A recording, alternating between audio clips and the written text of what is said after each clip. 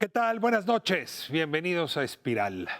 Si en algún lugar se nota la desigualdad en nuestro país es en el acceso a la salud. Si la cigüeña nos dejó con un papá que tiene seguro social, entonces el servicio será bueno, mejor si nos puede pagar seguridad privada, terrible si acabamos con servicios municipales de salud. Si estamos en el norte, si estamos en el sur, si nos da un tipo de enfermedad, si nos da otro, la desigualdad está ahí, evidente, palpable. Y hay que transformar la institucionalidad de la salud para que el derecho sea accesible, sea de calidad, sea para todas, sea para todos.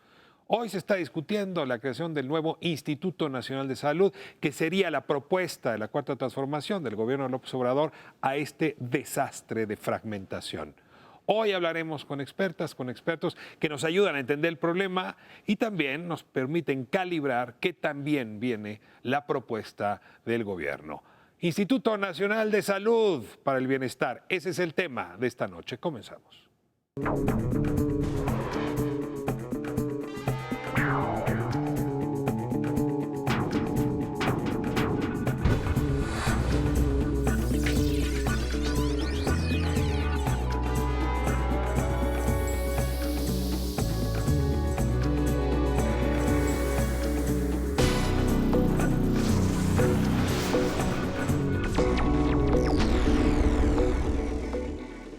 Lo he anunciado, para hablar de los distintos sistemas de salud que aseguran nuestro derecho, en el cuarto constitucional dice nuestro derecho a la salud, serán justamente tratados hoy por especialistas, por conocedores. Les agradezco muchísimo que estén aquí y que nos aporten desde su balcón una mirada a este tema que nos es principal a todas las partes. Como esta edición, les voy a pedir que se presenten. Hortensia, comenzamos con usted. Sí, muchas gracias. Gracias, Ricardo, por invitarnos a participar en esta mesa tan interesante. Yo soy Hortensia Reyes y dirijo el Centro de Investigación en Sistemas de Salud en el Instituto Nacional de Salud Pública, que es uno de los 13 institutos nacionales de salud, pero con una característica, y que es que toda su labor se dedica a la investigación. Y en mi centro trabajamos un enfoque justo de sistemas de salud desde del análisis de las necesidades de salud de la población, con una dirección en equidad en salud, en ver las desigualdades, cómo hay problemas en las poblaciones. Después también elaboramos investigación para mejorar las políticas de salud y se hacen evaluaciones económicas y también análisis de todos los procesos del sistema de salud. Pues muchísimas gracias por acompañarnos, Hortensia. Tengo aquí una publicación de las muchas que ustedes tienen, Salud Pública y Atención Primaria, base del acceso efectivo a la salud de los mexicanos. Es un diagnóstico que ustedes hicieron recientemente. Sí, nosotros trabajamos en una propuesta para apoyar al nuevo gobierno en términos de cuáles son las prioridades desde el enfoque de la salud pública, las prioridades en salud, todos los problemas de salud de la población en diferentes ámbitos, enfermedades infecciosas, etcétera, y propuestas de políticas. ¿Tener acceso a este documento? Está en la página del instituto, hay una liga y el acceso es libre para cualquier persona. ¿Y el destinatario del documento lo leyó? El destinatario del documento lo leyó y esperemos que acepte algunas de nuestras propuestas para mejorar el sistema de salud. Secretario de Salud, Jorge Coser, entre otros, el presidente de la República. Laura Flamán, bienvenida. Muchas gracias por la invitación. Yo trabajo en el Colegio de México, soy investigadora en ciencia política, muy involucrada con temas de desigualdades sociales. Mi primera desigualdad fue desigualdad en salud, en términos territoriales, vinculada mucho al trabajo que hice sobre el seguro popular. Un poco pensar cómo materializamos un derecho que debiese ser igual para todos, para todas, en todo el país, con condiciones de salud, con necesidades de salud, con capacidades gubernamentales diversas. Entonces, lo que sabemos es que no todos tenemos el mismo derecho en la práctica. Tengo mucho tiempo interesada en este tema de familia, de médicos, médicas, enfermeras, enfermeros, parteras tradicionales. No quise entrarle a esa beta y entonces hago investigación sobre salud pública. Sobre eso. Sí. Volviste objeto de estudio lo que a lo mejor te hubiera tocado ser. Así es. Roberto Vélez, qué gusto tenerte acá. Muchas gracias, Ricardo, por la invitación. Bueno, yo vengo del Centro de Estudios Espinosa Iglesias, que es un centro que se dedica al estudio de la movilidad social, que básicamente detrás de eso está la idea de la igualdad de oportunidad, ahora que Laura hablaba de este tema de la igualdad. Y el tema de salud es un tema en el que hemos empezado a trabajar hace unos 3, 4 años. Y tú sabes que tenemos una encuesta cada 6 años sobre movilidad social intergeneracional. Y en el último levantamiento, de lo cual ya platicamos en alguna ocasión aquí, metimos un componente ya de salud, ¿no? Lo que nos interesa saber es cómo son los patrones de herencia en términos de condición de salud, no únicamente herencia como la entendemos convencionalmente, sino cómo los contextos, las desigualdades generan patrones que se replican de padres a hijos en términos de el acceso a la salud, ya sea a través de sistemas abiertos o a través de sistemas que están establecidos en ley bajo la concepción de la formalidad laboral, ¿no? A lo mejor tú nos puedes explicar por qué cuando se habla de movilidad siempre se piensa como variable principal la educación. Cuando habla del paquete nutrimental, el paquete de higiene con el que se inicia en la vida un individuo, es quizá tanto más importante para la movilidad social. Uno podría pensar que el tema de educación siempre está en el corazón del análisis sobre movilidad social. Yo lo vería de dos maneras. Una es, tú piensas, como tú lo estás planteando en términos de capital humano, formación de capital humano, entonces dado lo que traes en la mochila, entonces ¿con qué cuento para hacerlo, para lograrlo o no lograrlo en la vida? Pero otra tiene que ver con cuál ha sido el papel del Estado históricamente, ¿no? Entonces, una de las dimensiones... Bueno, es que el Estado es el que mete cosas en la mochila, ¿no? El que mete cosas en la mochila. No, no es el único. Pero una de las dimensiones más visibles y sobre las cuales se ha trabajado más estatalmente es la educación, ¿no? Donde tienes como mayor capacidad de intervención. Lo cual no quita que efectivamente en salud también sucede eso, ¿no? Sobre todo a través de la construcción de los sistemas de seguridad social desde el siglo XIX, etcétera, ¿no? Entonces, yo te diría que esa es la razón principal. Tengo también conmigo a Sergio Bautista. Hola, Bienvenido. muchas gracias por la invitación, Ricardo. Mi nombre es Sergio Bautista, yo soy director del área de Economía de la Salud en el Instituto Nacional de Salud Pública también. Y lo que nosotros hacemos ahí es un grupo de economistas metidos en el mundo de salud.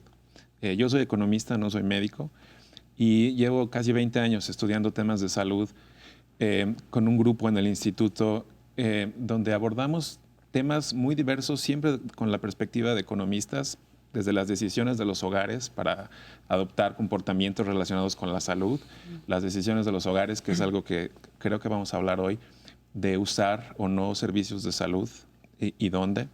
El impacto que tienen esas decisiones sobre los hogares, sobre sus gastos, sobre sus ingresos. Y también estudiamos el sistema de salud, la prestación de servicios, la calidad, la eficiencia y el impacto de políticas e intervenciones de salud. Voy a comenzar con un primer dato para desatar la conversación. Es un dato que llevan dando ya unos 15 años, pero no ha variado mucho. 1 de cada 5 familias en este país pierde su patrimonio cuando algún familiar enferma de algún padecimiento catastrófico. 1 de cada 5 familias, no personas, familias. Y la verdad es que el sistema de salud, que tenemos, y ahora lo vamos a ir describiendo por partes, no ha ayudado a las familias a resolver esta tragedia. Y regresando a la mochila de arranque, pues si 1 de cada 5 familias puede perder todo su patrimonio por razones de salud, eso te inhabilita para muchas otras actividades, muchas otras cosas, y sobre todo por un ejercicio más pleno de los derechos. Este es un país que apostó seriamente por un sistema, perdón que utilice el término chocante, bismarckiano, ¿no? Sí, apostamos a que el seguro social le iba a dar seguridad social, le iba a dar salud a todas las personas a partir de su empleo. Si el papá tenía empleo, los hijos tenían empleo, también la esposa, y, en fin, y a partir de ahí se construía. Pero hay un momento que se atoró ese modelo y ahí empezamos a dejar a una población muy grande sin seguridad social. 6 de cada 10 a principios de este siglo no tenían acceso a la seguridad pública gratuita y de calidad. Los dejo aquí. ¿Qué hemos hecho bien, qué hemos hecho mal para enfrentar estas dos realidades? Una población sin seguridad social y un gasto familiar altísimo en salud. Si quieren empezamos por qué hemos hecho bien. Espero que haya cosas que hayamos hecho bien, ¿verdad? No, digamos, no voy a utilizar una perspectiva histórica, pero sí creo que vale la pena colocar la discusión en términos de cómo definimos pobreza en México, ¿no? A partir de los últimos 10 años. Y tú sabes que en México, cuando definimos nuestra medida de pobreza, tomamos en cuenta los ingresos de la gente, pero también adoptamos un enfoque de derechos, ¿no? Y entonces lo que hace es medir qué carencias tiene la gente. Y una de las carencias, o dos, porque aquí tú hablaste de seguridad social, una es el acceso a la seguridad social, otra es el acceso a los servicios de salud. Entonces, si hacemos un análisis, que te repito, no sería histórico, pero sí es de los últimos 10 años. Perdón que te tenga aquí nada más para aclarar. Seguridad social entendido como sistema de pensiones y salud, que es como la entendemos en México. Acceso a seguridad social está definido como tal. Sí, lo que entendemos, ¿no? Si nosotros vemos qué ha pasado en estos últimos 10 años, este retrato del que tú hablabas del no acceso a la seguridad social se ha mantenido más o menos igual. Es decir, sí hay avances, pero son marginales, ¿no? Entonces, esta vía de acceso a un servicio de salud a través de la seguridad social que obtienes a través de tu trabajo formal no ha sido el principal camino para ampliar la cobertura en acceso a salud. Sin embargo, si tú revisas cómo ha evolucionado estas carencias en términos de acceso a servicios de salud, esa es la carencia que más ha avanzado, pero en términos positivos, es decir, es donde se ha reducido de manera más importante la carencia, ¿no? Luego podemos discutir si el acceso es efectivo o no es efectivo. Y es de calidad. Si es de calidad, comparable con el de la con el que reciben los que tienen seguridad social o no, etcétera, ¿no? Okay. Pero sí se ve en la cifra un avance muy importante. Y entonces ahí es donde se te presenta una disyuntiva, ¿no? Que es, si tenemos este crecimiento tan importante en acceso de salud, ¿cómo lo hacemos sostenible y equiparable en términos de calidad con lo que estás recibiendo a través de acceso a seguridad social en términos del sistema de salud, ¿no? Entonces, eso es importante tenerlo en mente cuando planteamos una discusión sobre política pública. Pero el seguro social es algo que hicimos bien. Yo quisiera regresar a lo que se comentaba en términos del acceso a la salud, porque la medición multidimensional de la pobreza, de acuerdo a Coneval, en la dimensión de acceso a servicios de salud, lo mide con quienes tienen afiliación al Seguro Popular, o lo medía, al menos durante la existencia del Seguro Popular. Y sin embargo, eso no significa acceso a los servicios de salud. Ese es un gran problema, creo, una debilidad en esa medición. Entonces se dice, bueno, es donde hemos avanzado más en la disminución de la pobreza en esa dimensión. Y no es cierto, porque aún antes de pedir calidad a los servicios de salud, hay que pedir un verdadero acceso. Quiere decir que se llegue al servicio de salud, que se atienda por ese servicio. Y eso no es equivalente a la medición que se tiene. Yo quiero agregar ahí algo. Sí. No, quisiera profundizar la pregunta para poner las cosas más o menos claras. 6 de cada 10 en este país tendrían acceso al seguro social y 4 de cada 10 no. Déjenme quedarme con la parte de los 6 de cada 10. Es decir, la parte del seguro social, ¿estarían ustedes tranquilos en que hemos hecho un buen papel, está en buen camino? ¿Ese sí ha sido un éxito del Estado mexicano? No. No, a ver. No porque hay acceso, no porque hay cobertura, pero basta que miremos las encuestas de satisfacción o vayamos a los hospitales y las clínicas del IMSS o hablemos con los médicos y las enfermeras. Están atendiendo sin recursos, están saturadísimos.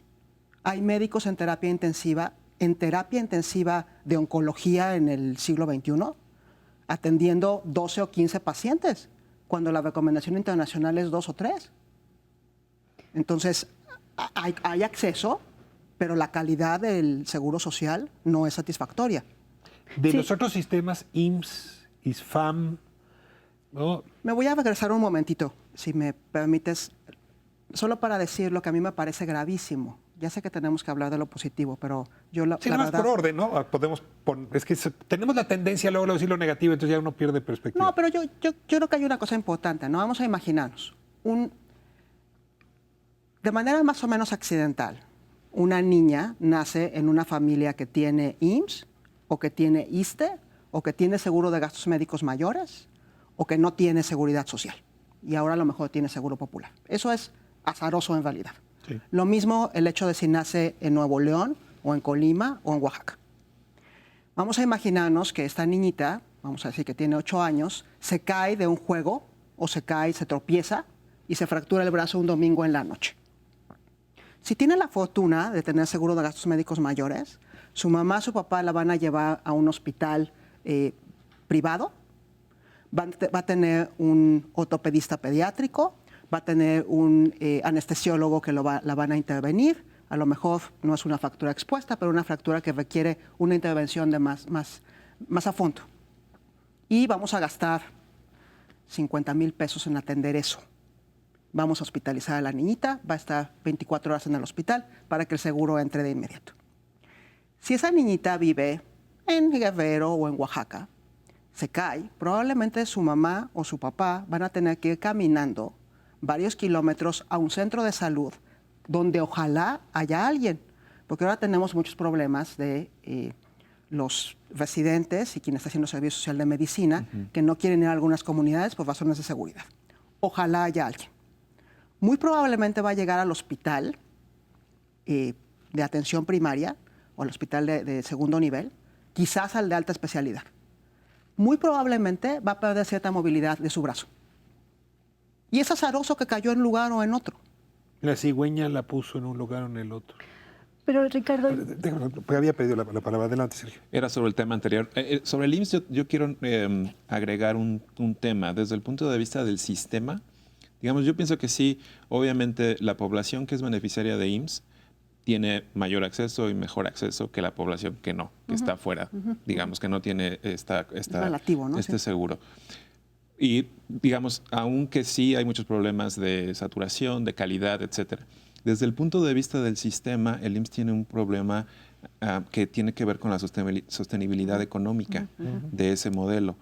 Y que creo que tiene que ver, por un lado, con que los servicios en muchos casos se proveen de forma muy ineficiente y creo que esto debería explorarse más para mejorarlo.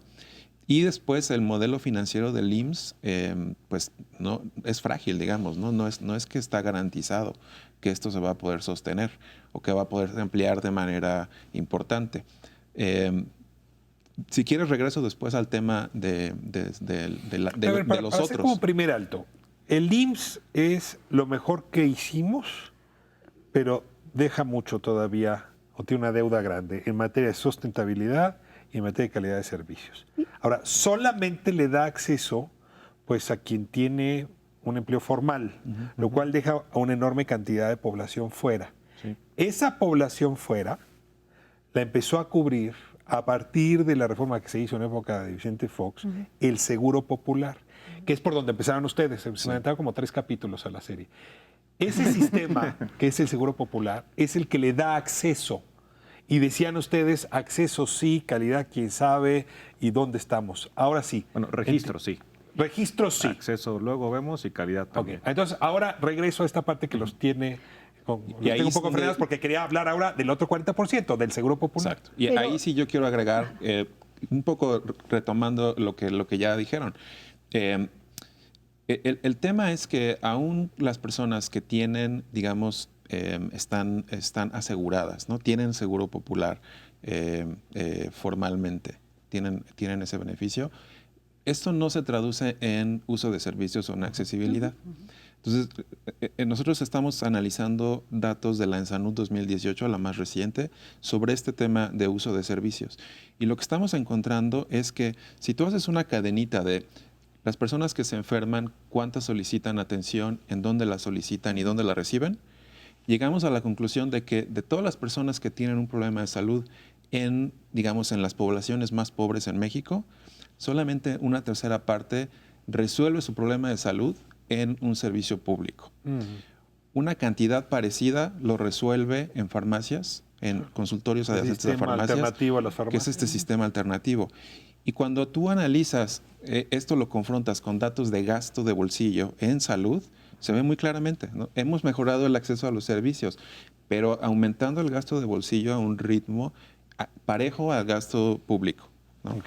Y los hogares más pobres gastan en nada más atención primaria, ni hablamos todavía de gasto catastrófico, 16% de sus ingresos en salud. En 2003, el gobierno de la República toma la decisión de fundar el Seguro Popular como una forma de resolver problemas que ustedes ya han mencionado y que, por cierto, algunos siguen vigentes. Déjenme irme a corte. En realidad me cuentan despacio el surgimiento del Seguro Popular.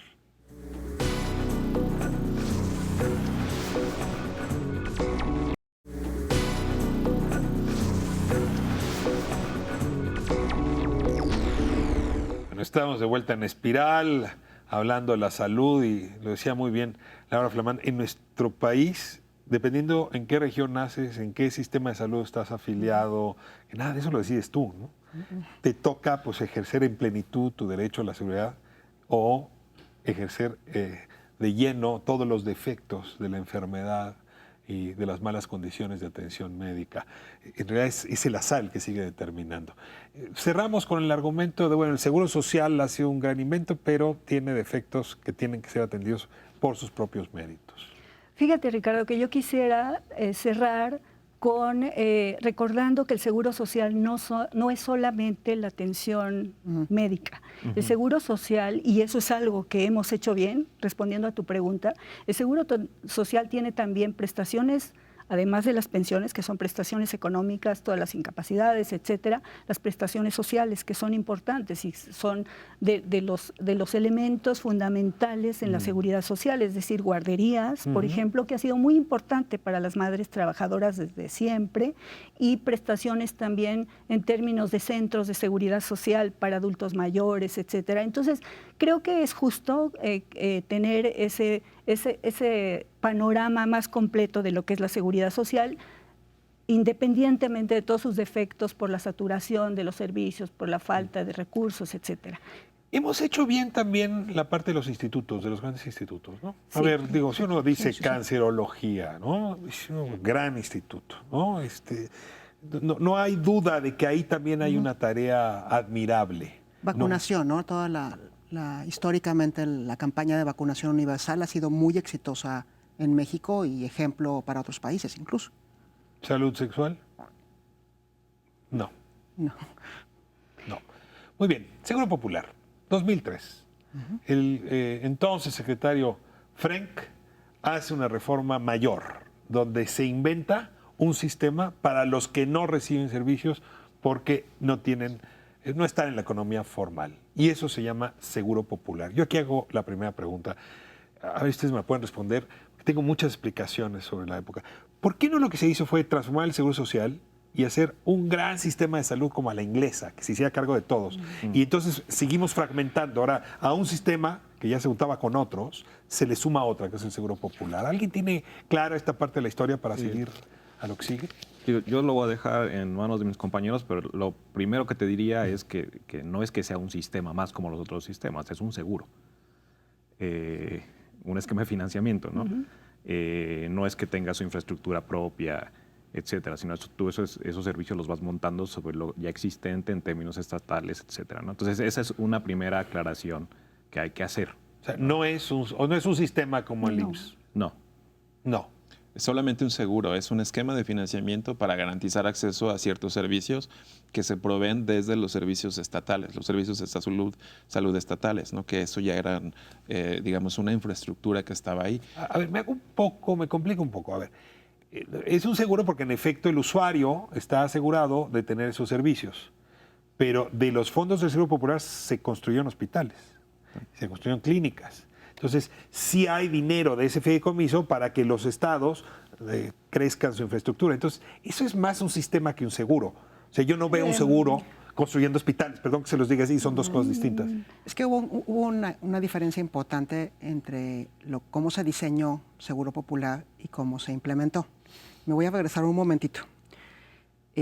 La idea del sistema universal de salud, a la inglesa, a la canadiense, hay muchos sistemas, a la brasileña, que sería uno que deberíamos mirar con mucha atención porque es un país muy parecido a México y ya tiene 30 años con un sistema universal, es por lo menos de los 80, cuando era secretario de Salud Soberón. Desde entonces se ha estado intentando quitar la fragmentación y que haya algo que nos proteja a todos y todas igual.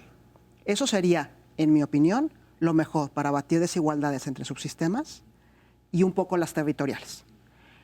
No se ha logrado, en buena medida, por la misma razón que no se concluyó la descentralización de los servicios en los 80 y luego los 90, que es el IMSS. El IMSS... Como problema, el IMSS como problema. El IMSS como problema, ¿en qué sentido? Después de la huelga de médicos de los 60, se pensó, un cambio muy fuerte fue mejorar las condiciones del personal que trabaja en el IMSS. Entonces, todos sabemos que las personas que se jubilan en el IMSS tienen condiciones muy privilegiadas. Las personas que trabajan en el IMSS, todos, médicos, secretarias, camilleros, todos tienen condiciones de trabajo muy buenas.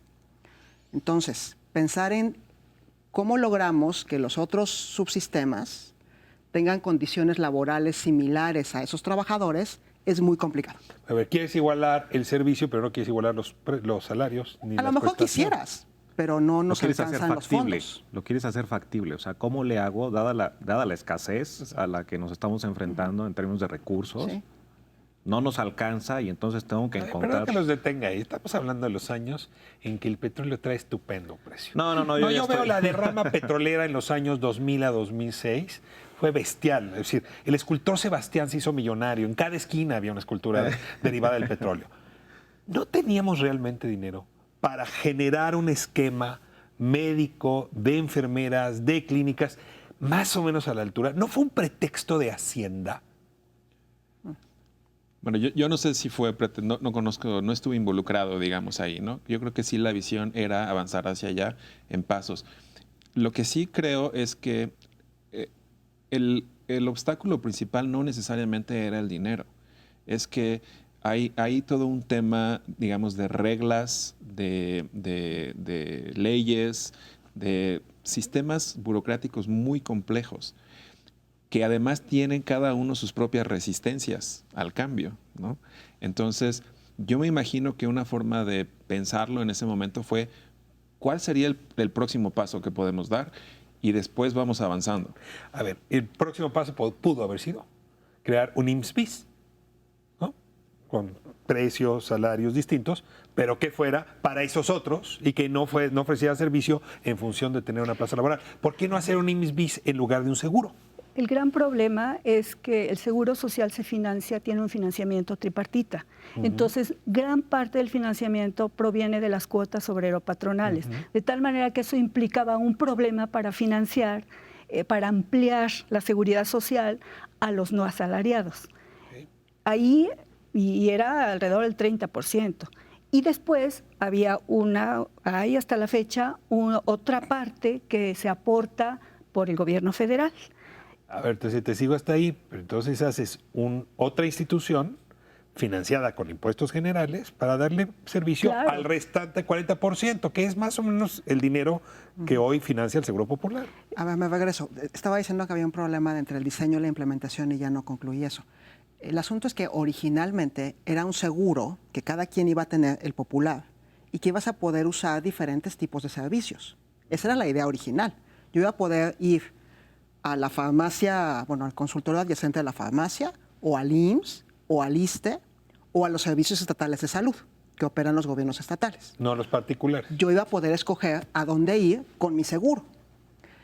Sí hay un texto interesante que publicó el Fondo de Cultura Económica de la disputa política alrededor del Seguro Popular. Entonces, Frank y su grupo, y Fox desde luego, en mi opinión, tuvieron que claudicar a la preocupación de privatizar los servicios de salud. Entonces se decidió que ya no pudieras escoger entre los servicios, lo cual le iba a dar ciertas garantías de competencia, de calidad, competencia en precios, y se decidió que solamente pudieras recurrir a los servicios estatales de salud, lo cual cambió el juego de manera muy dramática, porque el diseño original no había considerado que los sistemas estatales de salud, sorpresa, son sumamente heterogéneos en sus capacidades. Y por tanto nos topamos pocos años después con que la atención con la misma cápita, con el mismo seguro que estaba transfiriendo el gobierno federal, con la contribución estatal desde luego también, estaban proveyendo servicios diferentes, porque también un poco se olvidó, se descuidó, que no es lo mismo atender a alguien en Guerrero, Oaxaca, que en Colima o Nuevo León. Entonces el mismo dinero no alcanza para lo mismo. Trajo Roberto hace un momento la palabra clave. A partir de ese episodio, sobre todo 3 años después, ya con el gobierno de Felipe Calderón, la obsesión es por registrar.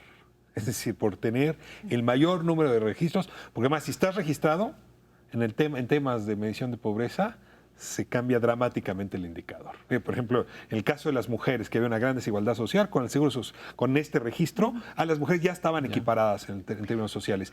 Ahora, ese registro tiene algo de mentiroso. Claro, en el gobierno de Felipe Calderón se hizo un gran esfuerzo por hacer un padrón único de beneficiarios con el objetivo de empezar a integrar el sistema de salud y lo que decía Laura, de que cualquier persona pudiera solicitar un servicio en cualquier institución con su seguro. Sin embargo, el gran problema es que eso nunca se logró. Para que una persona reciba el servicio en un centro de salud y después pueda ir a una clínica del IMSS, se requiere tener un expediente que pueda darle seguimiento a su enfermedad, que viaje con la persona. Y para eso se necesita un padrón único que integre a todas las instituciones. Es increíble cómo con el avance tecnológico que ha habido hasta la fecha y no se ha logrado tener un sistema de información homogéneo para toda la población. Ese es un primer gran obstáculo. Y el segundo es lo que Laura comentaba, la heterogeneidad en la calidad de los servicios, que también a la fecha persiste. Entonces ese es un gran reto que hemos tenido desde ese sueño de integrar el sistema de salud para que cualquier persona pueda acceder a cualquier servicio, aún que el IMSS tuviera estas otras opciones de poder ser atendido, no es posible. La paradoja que Sergio mencionó hace un momento, crecen los registros, pero al mismo tiempo crecen las consultas a las farmacias, a los consultorios adyacentes a las farmacias. ¿Cómo se explica uno eso? Es muy interesante porque en este mismo periodo en que creció el número de afiliados al Seguro Popular, del periodo que estamos hablando ahora, coincide perfectamente con un crecimiento enorme de este tipo de consultorios. Entonces, paralelamente se fue desarrollando este mini sistema de salud primaria, de atención básica, que creció exponencialmente en estos mismos años. Si tenías Seguro Popular, no tenías por qué ir a la farmacia similar. Exactamente. Y el asunto es que la calidad de la que hablaba Hortensia es muy importante, cómo la perciben los usuarios, ¿no? Porque la mitad de las personas que están afiliados al Seguro Popular tienen un problema de salud y deciden ir a la farmacia. Esto lo estamos viendo en los datos. ¿Por qué? Porque es más conveniente, porque es más cercano, porque no los hacen esperar o no los tratan mal, o porque perciben ellos que ahí sí les van a atender su necesidad, ¿no? Sí, hay esto de los registros, ¿no? Decías, y Laura hablaba de las diferencias regionales, la heterogeneidad en la calidad. Decías, puede ser algo tramposo. Yo diría, bueno, no sé cuáles sean las intenciones políticas o no políticas, pero al final de cuentas sí necesitas un registro, ¿no? Primer punto. Segundo, en términos de la medición de la pobreza, ¿con qué información contabas? Pues con esa, y esa es la que utilizas. Ahora, lo que sí llama mucho la atención, pensando en esta parte de heterogeneidad, es cuando tú ves cómo va mejorando en términos de la carencia en acceso a la salud vía registro, resulta que los estados que siempre son sospechosos, es decir, Chiapas, Guerrero, Oaxaca, ¿Sospechosos de qué? Sospechosos en el sentido de que les va siempre mal en todos los indicadores de bienestar, van convergiendo, se van acercando cada vez a la tasa promedio que se está presentando a nivel nacional. Y luego cuando ves los resultados en términos de indicadores de salud, pues resulta que esa convergencia que se supone en la tienen en el igual registro, indicador de registro, pero no se mejoran las condiciones Van de salud. acercándose en el registro, pero no en los resultados, en otro tipo de indicadores que te lo pueden Ahora, mostrar. no duró mucho digamos, el proyecto, ¿no? El Seguro Popular muy rápido se enfermó de la peor epidemia de nuestra época. Pero una cosa importante. Déjame irme a corte, nada más estoy un poco Sí, diciendo de qué vamos a hablar a la vuelta. La corrupción en el Seguro Popular. Es un tema que es una afrenta, es un enojo, ¿no? Déjame irme a corte y regresamos a hablar de cómo muy pronto esto empezó a desmoronarse y nos lleva a replantear el sistema. Vamos a corte y regresamos.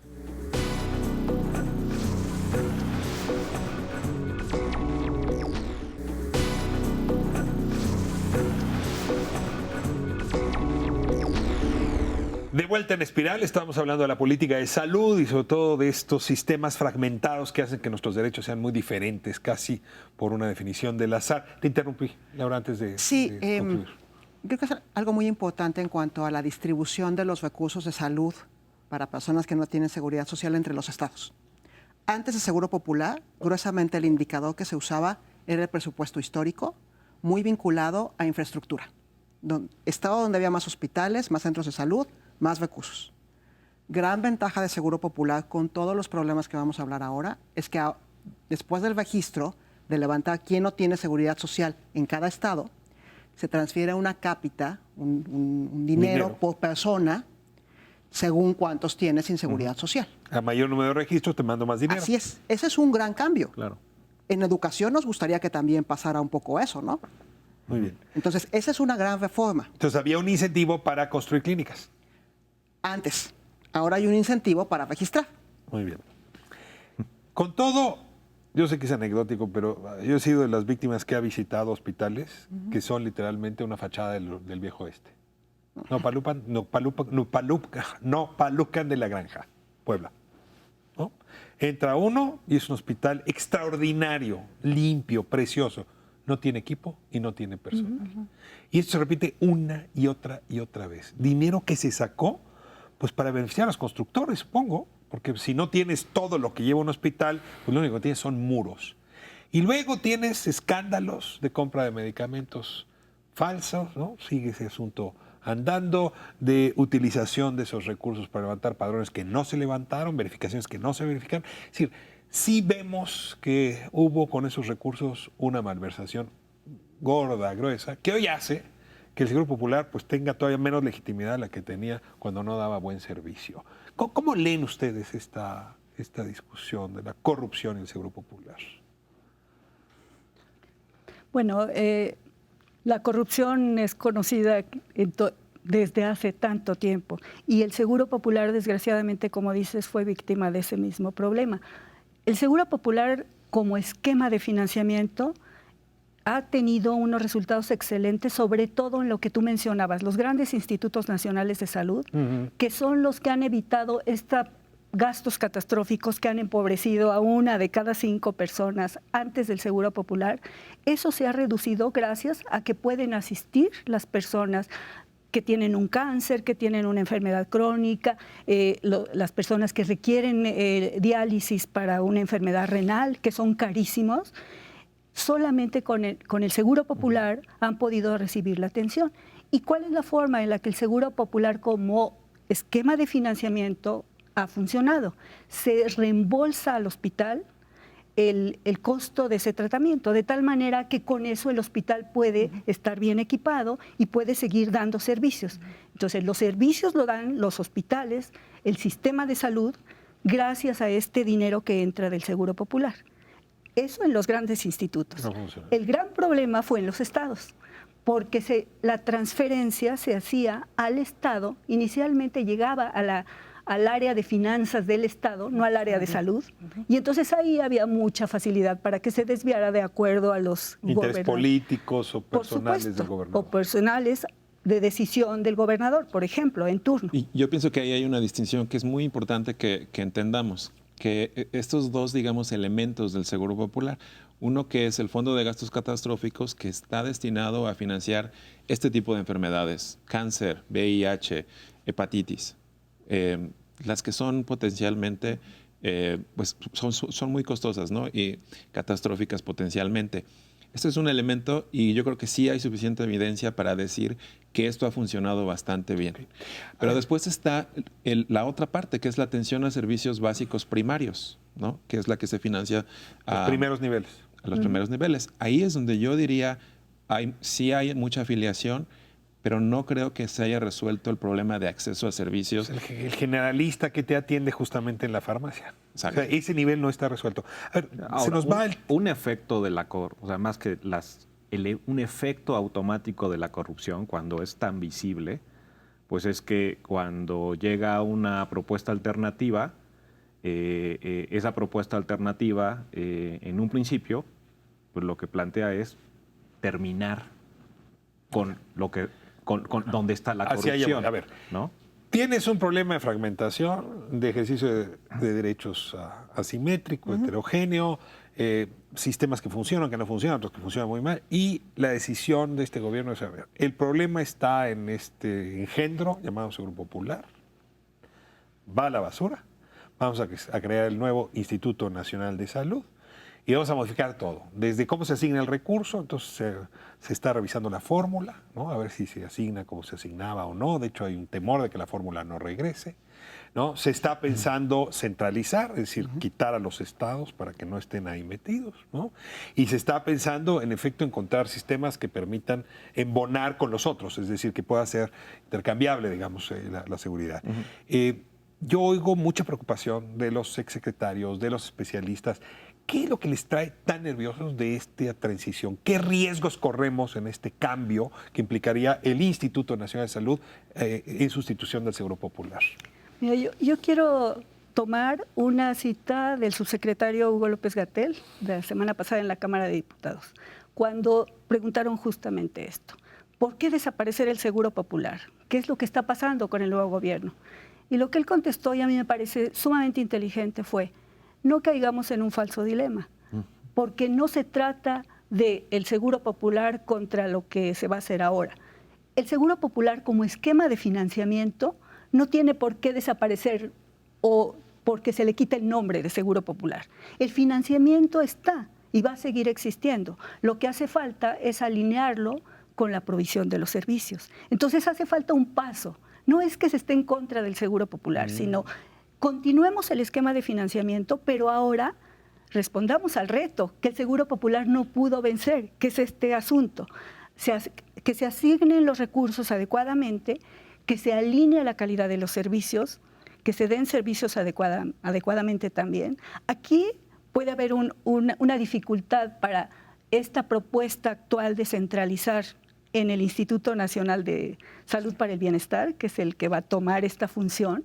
Está bien que tome la parte de financiamiento, pero no puede tomar la provisión de los servicios. La provisión de los servicios no hay una estructura para ello, pero están las estructuras de los estados. Entonces, regúlalo, hazlo homogéneo y da buena calidad de los servicios, pero coordínate con los estados. Roberto, tus preocupaciones con respecto a la propuesta. Te imaginarás cuál es mi preocupación por el tipo de trabajo que hemos hecho nosotros. Cuando tú ves la iniciativa de reforma de la Ley General de Salud, digamos, no sé cuántas veces se repite, se remarca mucho que el instituto está, o sea, este nuevo esquema está diseñado para los de sin seguridad social, ¿no? Entonces, yo puedo volver a revisar la iniciativa y todo lo que acompaña la iniciativa, y si no, mis compañeros que me lo aclaren, pero no encontré en ningún lugar una discusión sobre cómo vas a romper con la dualidad vigente emanada de la seguridad social, del esquema de seguridad social en el que vivimos en México, ¿no? Entonces, como decimos los economistas, pareciera que está mandada a hacer para que se generen incentivos muy perversos. Entonces, nos debería ocupar no nada más el que garanticemos, y vamos a suponer que resolvemos todo y que podemos garantizar el servicio con calidad, pareja, para todos, etcétera, etcétera. ¿Cómo lo vamos a financiar? ¿No? ¿Vamos a mantener el esquema del seguro social mayoritariamente como está y todo lo demás ya vemos luego cómo le hacemos? ¿O cómo vamos a hacerlo? Es decir, ¿cómo vamos a hacer a final de cuentas que sean paquetes similares, calidades similares y fuentes de financiamiento que hagan sostenible al sistema completo? Laura, tus preocupaciones. Creo que ha habido 3 problemas. El primero es un problema de comunicación, porque no sabemos con claridad hacia dónde vamos con el sistema de salud. Nos dijo el presidente López Obrador en la campaña, va a haber un sistema universal. He insistido, uno mejor que el de Suecia o como el de Suecia. Después nos dijeron que iba a ser a partir de IMSS Bienestar, que es un programa que existe desde finales de los 70, afiliado al IMSS, pero que atiende a personas que no tienen seguridad social. Es confuso. Entonces, vamos a hacer crecer IMSS Bienestar para que cubra toda la población y se vuelva el sistema universal. Y luego, un par de meses después, el Instituto Nacional de Salud para el Bienestar. Y la propuesta, ninguna de las tres propuestas ha estado encarnada en un documento que, igual que el Instituto Nacional de Salud Pública, igual que el Espinosa Iglesias, el Colegio de México y un montón de instituciones que hemos trabajado mucho este tema, nos encantaría colaborar para construir un sistema universal de salud. Pero no hay documento. Nos ha costado mucho trabajo, hay muy buena disposición y personal fabuloso en la Secretaría de Salud, pero sí nos ha costado trabajo que nos aclaren hacia dónde va. Está bien, hay muchos problemas con el IMSS. No se va a poder hacer en ese sexenio el sistema universal. Por lo menos trabajemos en ir limando los diferentes subsistemas para pronto embonarlos e integrarlos. Y eso no es claro. El Seguro Popular, con todos sus defectos, que me voy a permitir insistir, incluso lo de corrupción, no fue en todos los estados. Los problemas de calidad no son en todos los estados. Les dijimos a los estados, registren y les damos dinero si registran, y registraron. Luego les dijimos, levanten un tapiz epidemiológico en el gobierno de Calderón y comenzaron a hacerlo. Entonces también es un problema de qué incentivos le das a las entidades. ¿Qué tus preocupaciones? Perdón. Me falta una sola. El asunto del financiamiento, Ricardo. México gasta muy poco en salud. 6.8 frente a 9 de la OSD, total, privado y público. 2.8 se quita de 3, solo público. Con esos recursos no es posible dar medicamentos gratuitos, atención gratuita de calidad. Simplemente no es posible. No para todo. Yo coincido en que una de las preocupaciones es la incertidumbre. Es que podemos estar muy de acuerdo con los objetivos. Yo estoy de acuerdo con los objetivos que se plantean. Y el problema es que siempre el tema es cómo. Y cuando el cómo no es claramente comunicado, te da la impresión de que es porque no está bien pensado. Yo no digo que así sea, pero esa impresión da. Y entonces esta incertidumbre de qué va a pasar y cómo lo vamos a hacer, cómo lo vamos a financiar, yo creo que es lo que causa la principal preocupación. Otra preocupación que yo tengo es que también me parece que lo que sea que hagamos, deberíamos aprender haciéndolo. Y debería haber un compromiso, creo, muy fuerte para ir generando evidencia mientras estamos haciendo cambios que nos permita ir mejorando y aprender. Y, por ejemplo, no necesariamente cambiar todo drásticamente, empezar a hacer algunos cambios, algunas modificaciones y aprender de estos para después seguirle, ¿no? Entonces yo diría esas dos cosas, la incertidumbre que se ha generado y el que no pongamos suficiente atención en generar evidencia mientras hacemos cambios. Se nos fue el tiempo. Yo, si pudiese resumir, diría, necesitamos que no importe ni la edad, ni el sexo, ni la región, ni la enfermedad, tengamos más o menos la misma calidad en los servicios de salud.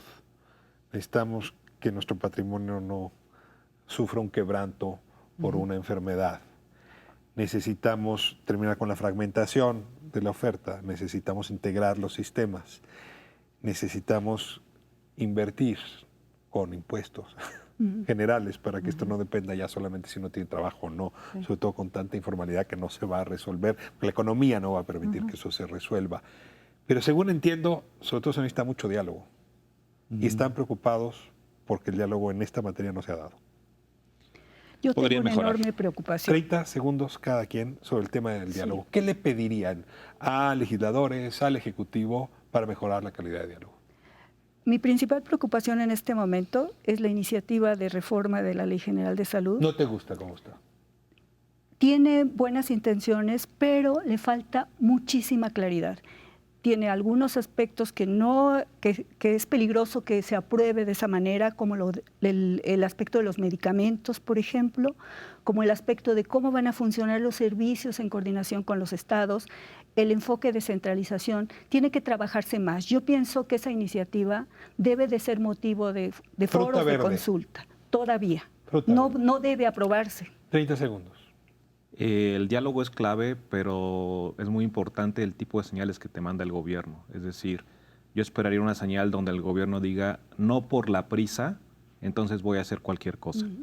Ya se mencionaba la importancia de las transiciones suaves.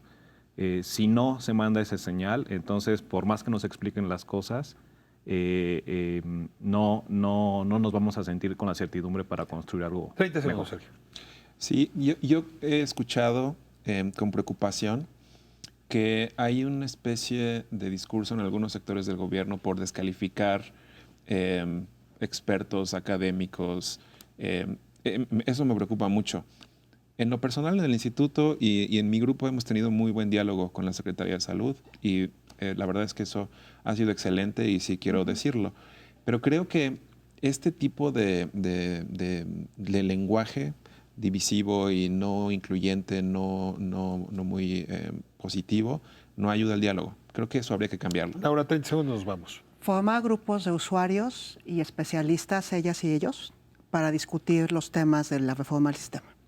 Y creo que tenemos que mirar con mucha atención el caso brasileño, un país en muchos sentidos similar a México, 5,000 municipios, gran heterogeneidad, desarrollo medio, problemas para recaudar más impuestos, pero sí un acompañamiento de usuarios y especialistas. Diálogo. Nos vamos. No saben cuánto les agradezco esta conversación. Pues aquí también comienza el diálogo. Así es que les seguiré dando lata para hablar de la salud, del Instituto Nacional de Salud, de qué pasa con el Seguro Popular, de cómo mejoramos el IMSS. En fin, son temas, la verdad, que nos preocupan muchísimo. Están en el corazón de todos nosotros, el de la política de salud. Por eso aquí cubrimos la discusión. Muchas gracias por habernos permitido entrar a su hogar. Nos vamos próximo jueves, 11 de la noche, Espiral.